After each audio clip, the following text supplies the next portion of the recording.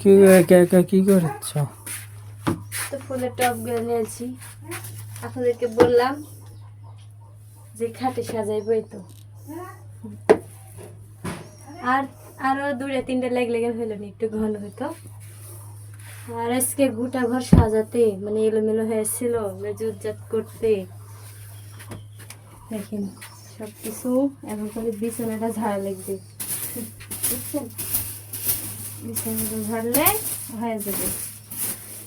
আর পুরো ঘরটা দেখেন আমার,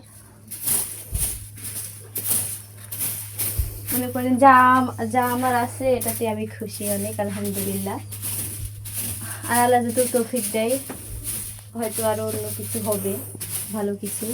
আর আপনারা যে দোয়া করেন এবং সাপোর্ট করছেন, আমার সাথেই থাকবেন যেরকম করে আছেন। এটাই আমার সাজানো হয়ে গেছে।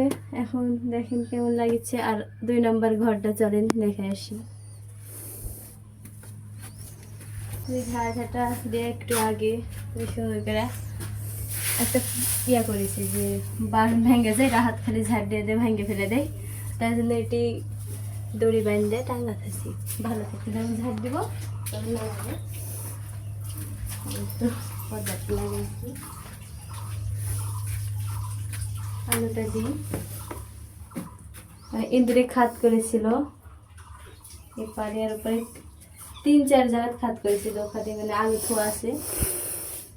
কালকে সন্ধ্যাবেলা লেজুজাত করে এই ঘরটাও সাজাইছি। এগুলো চাতাল আমার এখনো দেওয়া হয়নি, এখানে রাখছি। কয়ে বলে ইন্দুরে খাত করবে কয়েকদিন পরে, এটা চাতালটা লাগাইতে হবে। আর রসুন সুন্দর গিয়ে টাঙ্গাইতেছি, ভালো হয়েছে। নিচে যদি রাখতাম ইন্দুরে খেয়ে দিত, আর উপরে রাখিছি, ভালো হয়েছে। আর একটা ঘরে আলনা নিতে হবে, মানে কাপড় চোপড় এখানে রাখলে একটা দেওয়ালের মাটি গেলে কাপড় চোপড়ে নোংরা হয়ে যাবে। আমি ধুয়ে রাখছি, ঝাড় দিয়ে ধুলা ভরবে, কালকে ঝাড়ে সুন্দর করে সাজাইছি। তো 2 ঘর মিলে আমার কেমন লাগছে অবশ্যই জানাবেন। আর গোটা ঘর যদি মরিচ বাতি যদি লাগাই অনেক সুন্দর লাগবে। এই 5টা হয়েছে আর 3-5টা হয়নি, তো টাকাটুকি যদি হয়। এখন একটু অভাবে আছি, আপনারা অনেকেই বলবেন অভাবে আছে এই সেই, অনেক কিছু কমেন্ট করবেন। ভালো লাগছে দেখতে, রাতের বেলা ভালো লাগবে আলো টালো নিভাই দিয়ে। রাহাত তো যাই, এবার গোসল করতে যাই।